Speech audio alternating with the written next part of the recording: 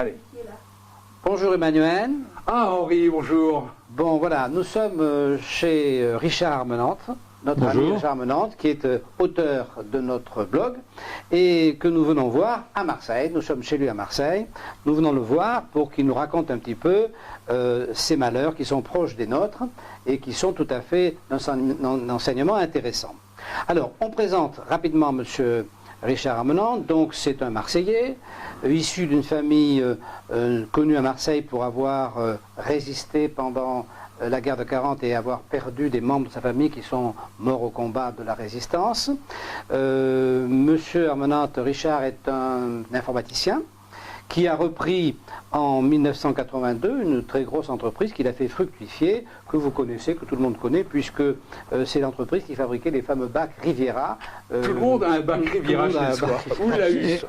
Un point important, les salariés étaient actionnaires majoritaires de la société. Voilà, et les salariés étaient majoritaires, c'est une entreprise qu'il a repris.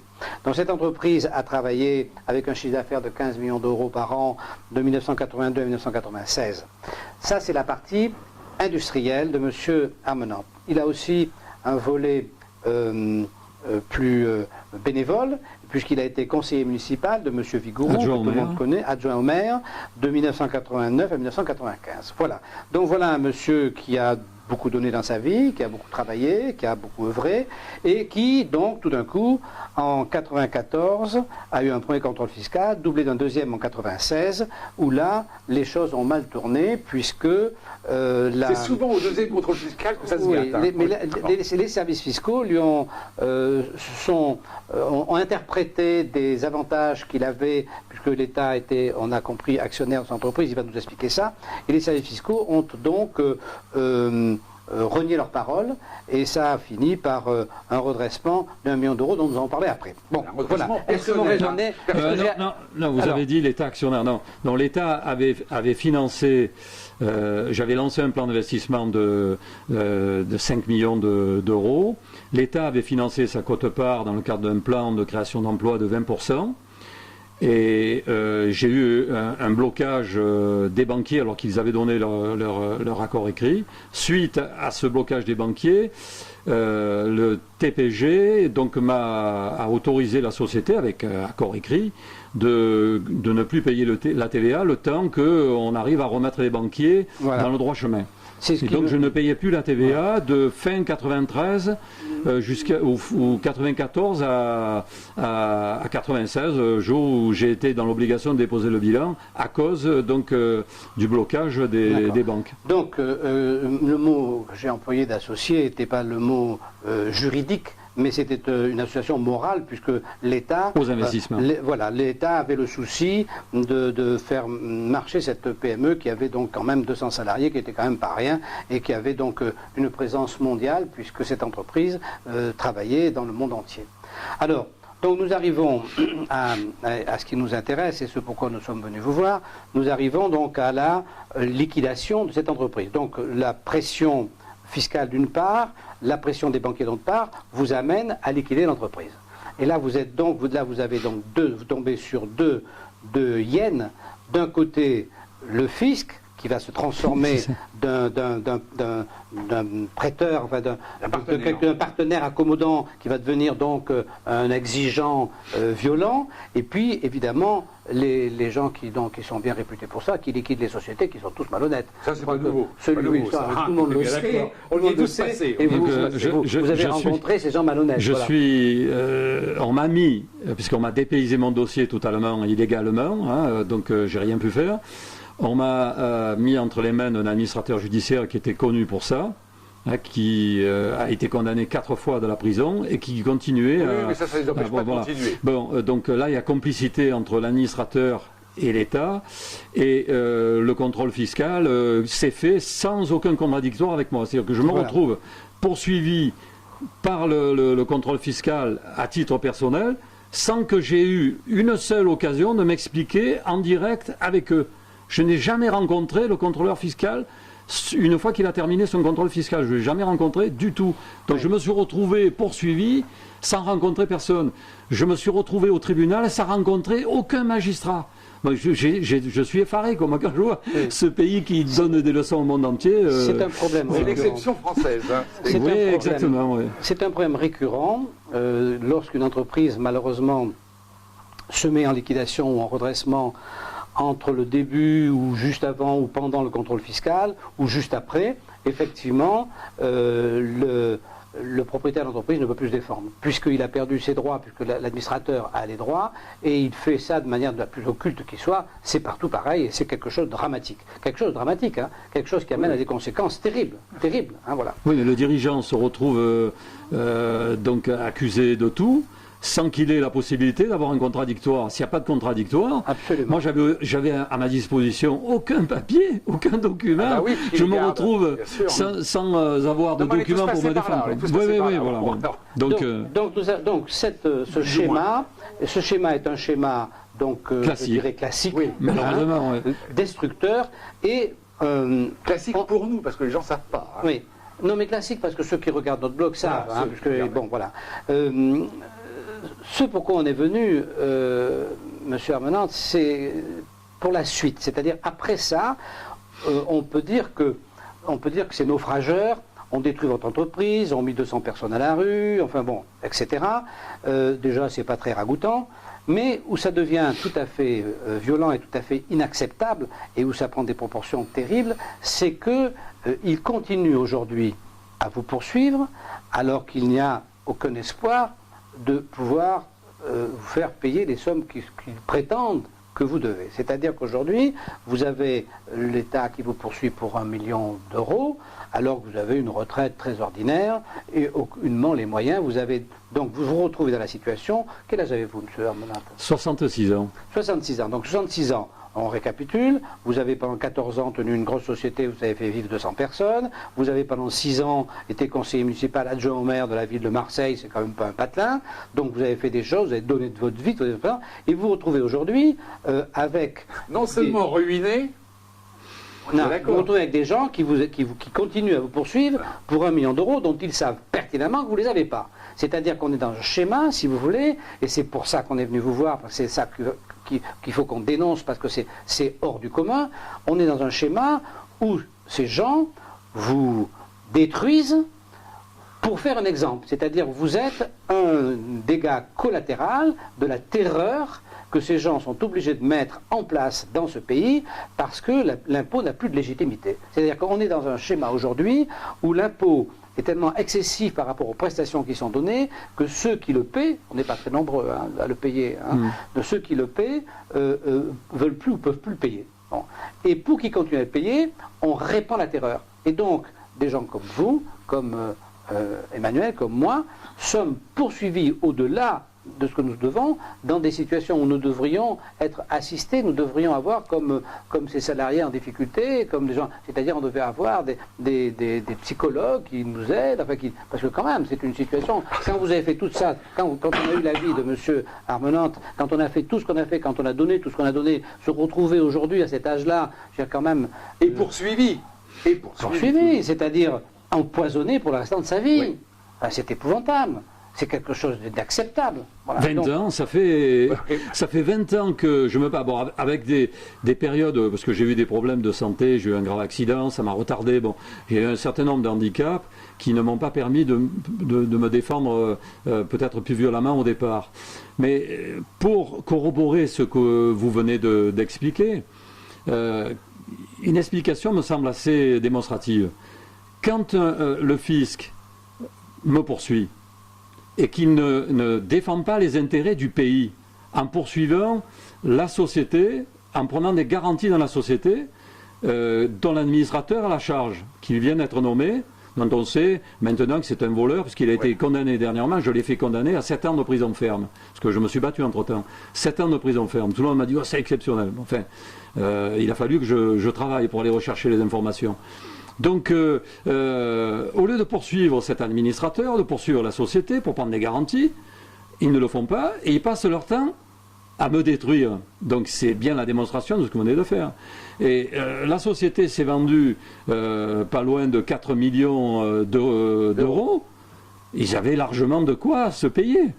Et ça, ils ne l'ont pas fait. Donc ils ont été non seulement incapables de le faire, mais je ne pense pas qu'il ait fait par erreur, parce que c'est trop gros. C'est trop gros, parce que aller poursuivre le petit cheval que je suis, ne pas poursuivre donc le troupeau que représentait l'administrateur judiciaire, c'est quand même un peu gros. Donc là, l'État a fauté, et quand vous poursuivez l'État pour lui dire vous avez fauté, vous ne faites pas votre boulot, là, il trouve tout à fait normal que l'État triche, que l'État poursuive ceux qui travaillent. Hein, et la démonstration est faite de ce que vous venez de dire, quoi. Je pense que c'est trop d'arguments. C'est le problème du bouc émissaire et c'est le problème de la terreur. Donc ça veut dire que, si vous voulez, il faut que les gens aient conscience, et on va un petit peu comme ça faire aller voir d'autres personnes dont il nous paraît significatif que c'est ce qui se passe, c'est-à-dire des gens qui ont tout perdu, à qui on a fait tout perdre, et qui non seulement ont tout perdu, mais qu'on continue à poursuivre alors qu'il n'y a plus aucun motif de les poursuivre, parce que de toute façon, ils n'ont plus rien. Donc c'est le cas qu'ils n'ont plus d'argent. Mais moi, donc, au bout de ces poursuites, il n'y aura pas d'argent pour l'État. Donc il faut bien que l'État ait un intérêt à ces poursuites. Comme cet intérêt n'est pas pécunier puisqu'il n'y aura pas d'argent, donc l'intérêt, il est ailleurs. Donc où est-ce qu'il est l'intérêt? Il est dans la terreur. Il est dans l'installation de la terreur. Voilà. Si vous voulez, c'est clair. Donc on est en train de passer dans un système fiscal de terreur. Oui, alors que normalement on devrait être dans un système fiscal intelligent, qui défend l'intérêt de la population, et non pas qui détruit l'intérêt de la population. Moi, ce que j'ai vécu, c'est tellement surprenant que quand vous l'expliquez à vos proches, ils se disent que c'est pas possible. Absolument. Sauf si j'ai certains membres de ma famille qui m'ont accompagné, et qui sont sortis effarés, quoi. Ils se disent, mais c'est quoi? On est comme du temps des nazis. Je le dis, n'est peut-être un peu fort, mais on en est là. L'administration devrait battre sa coulpe, parce que poursuivre une personne comme moi qui a donné pour le pays, dont sa famille, tout ce que vous venez de dire, a fait œuvre, je dirais, de sacrifice pour ce pays, ben vous dites, mais ça sert à quoi de l'avoir fait pour ce pays, au bout du compte? On n'est pas comme le temps des nazis, parce que je ne peux pas vous laisser dire ça, puisqu'il faut pas, vous savez très bien qu'on n'a pas le droit de parler des nazis, mais on est comme le temps de la terreur. Oui, alors les nazis étant une terreur parmi les terreurs qui existent sur la Terre. Voilà. C'est pas les seuls qui ont fait la terreur. Aujourd'hui, il y a Daesh, il y a des tas de gens, il y a des tas de systèmes qui marchent par la terreur. Et aujourd'hui, le système fiscal français marche par la terreur. C'est ça, si vous voulez, qu'il faut que nous arrivions à démontrer, parce que pour le reste, ce qui vous est arrivé, on ne peut pas le raconter, vous avez raison. On ne peut pas le raconter, nous, ça fait quand même maintenant longtemps, ça fait 5 ans que ce blog existe, et on voit bien qu'on ne convainc que ceux à qui est arrivé la même chose. Les autres n'arrivent pas à croire que ça puisse exister. Et c'est le cas de tous les régimes de la terreur. Tous les régimes qui s'installent en terreur sont tellement invraisemblable. La terreur est tellement invraisemblable que, si vous voulez, si on n'a pas subi dans sa chair, on pense que c'est pas possible, ça ne peut pas exister, parce qu'on ne peut pas faire des choses comme ça. Alors il y a quelque chose qui a changé.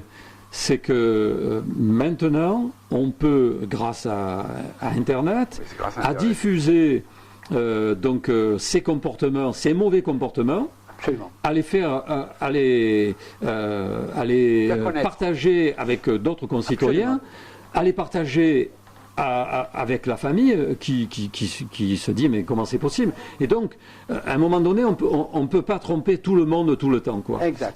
Donc là, ce que vous faites, je dirais, c'est une action de résistance quelque part, de dire bon, c'est quand même pas normal, c'est normal de payer des impôts, mais les payer dans ces conditions, d'autant dans ce que tout à l'heure on décrivait, comment peut-on admettre, même si je me répète, mais comment peut-on admettre que les services fiscaux qui devaient prendre des garanties dans la société où il y avait des actifs très forts, une marque mondiale, une exportation dans le monde entier, des produits reconnus et connus, ils devaient prendre des garanties, ils ne l'ont pas fait.